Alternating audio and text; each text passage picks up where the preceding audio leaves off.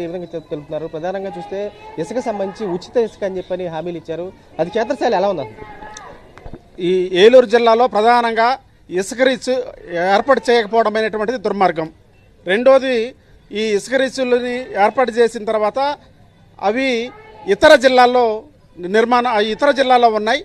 ఈ ఏలూరు జిల్లాకి కేవలం కుకునూరు ప్రాంతంలో రిచ్ ఉందని చెప్పేసి అధికారులు చెప్తా ఉన్నారు.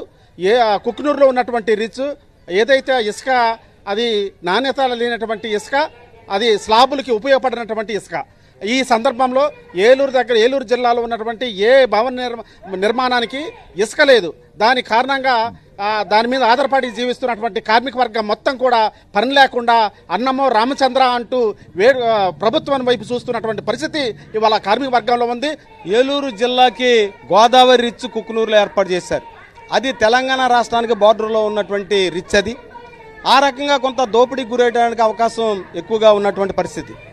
ఈ 3 నెలల నుంచి భవన నిర్మాణ కార్మికులకు ఉపాధి లేదు, పనులు లేవు, వలస కార్మికులుగా మారిపోయారు. అదేవిధంగా ఉచిత ఇసుక ప్రమేయంతో పెద్ద దోపిడీ జరగబోతుంది.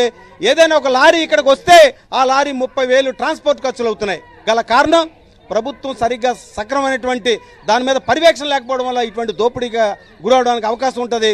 ఆ యొక్క ఇసుక మీద లోడింగ్ అన్లోడింగ్ చేసేటటువంటి అమాలి కార్మికులకి ఈ 3 నెలల నుంచి ఉపాధి లేక, పని లేక, కడుపు అల్లల్లాడుతూ ఇబ్బంది పడుతున్నటువంటి కార్మికులను ఆదుకోవాల్సినటువంటి పరిస్థితి కూడా రాష్ట్ర ప్రభుత్వం మీద, కలెక్టర్ వర్యుల మీద ఉంటుంది. ఆ రకంగా ఆలోచన చేయకపోతే కార్మిక వర్గాన్ని, సంఘటిత కార్మిక వర్గాన్ని ఐక్యం చేసి ఉద్యమాన్ని తీవ్రతరం చేస్తామని ఈ సందర్భంగా తెలియజేస్తున్నాం. రంగానికి సంబంధించి ఇసుక సంబంధించి అందుబాటులో లేక సుమారు 33కి సంబంధించినటువంటి రంగాలకు చెందినటువంటి కార్మికులు కూడా తీవ్ర ఇబ్బందులు పడుతున్నారు. ఇక్కడ ఉన్నటువంటి ఇసుక రీచ్కి సంబంధించి అందుబాటులో లేకపోవడం, మరోవైపు స్టాక్ పాయింట్లో అది కూడా ఇసుక లేకపోవడం కూడా భవన నిర్మాణ కార్మికులుగా తామంతా ఇబ్బంది పడుతున్నామని, పూర్తి స్థాయిలో ప్రభుత్వం చర్యలు తీసుకోవాలని వీరు కూడా డిమాండ్ చేస్తున్న పరిస్థితి కూడా కనపడుతుంది. విజయ్ కుమార్ రాజు, సాక్షి, ఏలూరు జిల్లా.